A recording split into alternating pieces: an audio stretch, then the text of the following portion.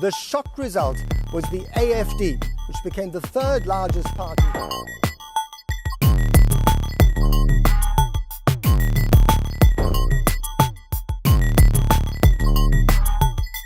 Germany should no longer be embarrassed about its history, and Germans should be proud of the achievements of the Wehrmacht.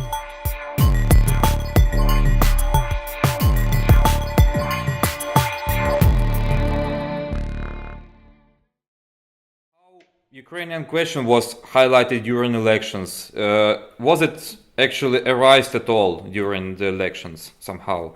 Usually in election campaigns in Germany we say external relations does not play such a big role.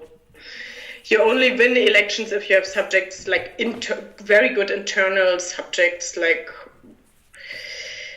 but Ukraine, the word Ukraine sometimes was mentioned or very often, also yesterday in the evening, when like all the heads of the parties were on television, like in their election campaign parties, that Ukraine was one of the very complicated issues in the last electoral period. And I think everybody knows that like in the Ukraine question, kind of a lot of the whole list of questions about Europe, about external relations, about partnership with the US, relationships to Russia, they're all kind of fit in, or they're connected with the Ukrainian question, and that makes it so important that there will be a solution in a way, like a long-term solution also for Germany, because it stands for so many different policies like EU enlargement,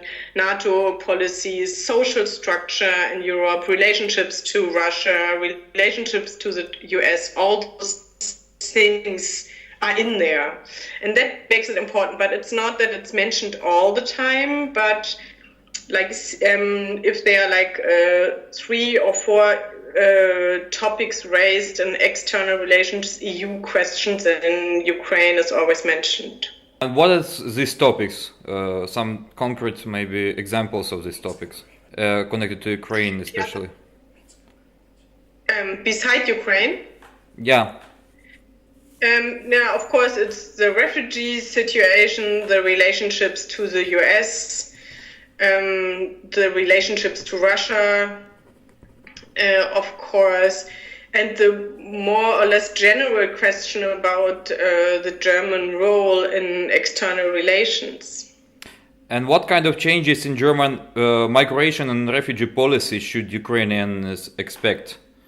I think that the German government, also the new one, will go on with what they did already now, that they're kind of closing the borders more and more by themselves and accepting more and more that the borders of other countries in Europe will be closed. I guess that especially for Ukraine, it will be interesting whether there will be like a new route via the Black Sea. Now it seems, I mean, there is a new route, but now it seems that the people go through Romania. But that could change also very fast, as we know from the so-called Balkan route.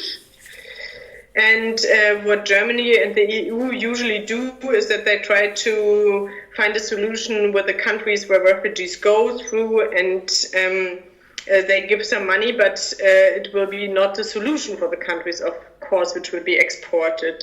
The other thing is that the more important question, I guess, for Ukraine is probably what will happen to all the Ukrainian refugees which are in Slovakia, Poland, and so on. So if like a lot of Polish people, for example, will have to go back from Great Britain, you know, then the low-paid jobs they had in Great Britain, which people from Ukraine now have in Poland, you know, they might have to move back. I think this topic is also not really raised yet, but I never heard that somebody in the German government is really thinking about it.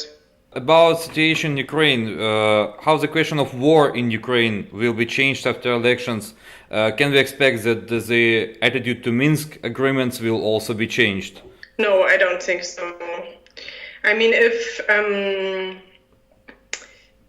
it depends which party will become the head of the Foreign Office a little bit. So the Greens are the most Russia-critical party, I would say, in the German parliament. So it could be that the tone will be a bit more harsh against Russia in that sense. But if which is more expectable, the Liberals will be the head of the Foreign Office, because usually it's the second largest partner in a coalition.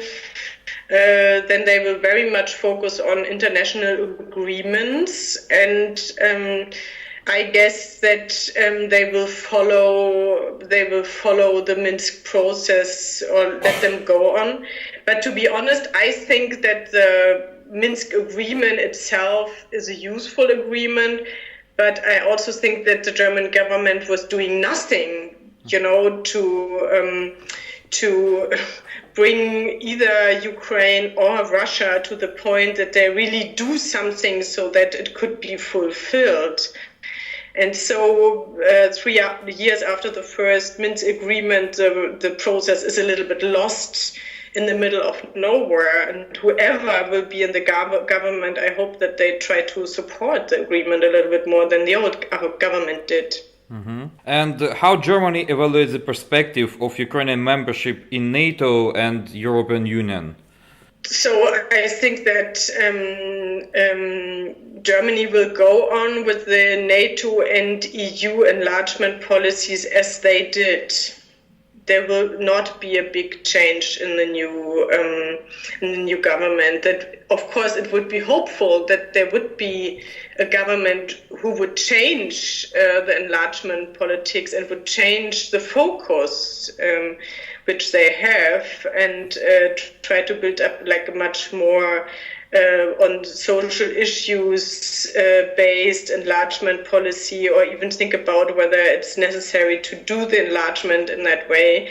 And of course, the left in Germany is also very critical about the NATO enlargement, also to Ukraine. But I guess no matter whether we're going to have a Jamaica coalition or in the end a big coalition, if the Social Democrats turn around once more in their history totally and say like, okay, we're going to go in the government, if it's not working, the Jamaica coalition, the policies will not change.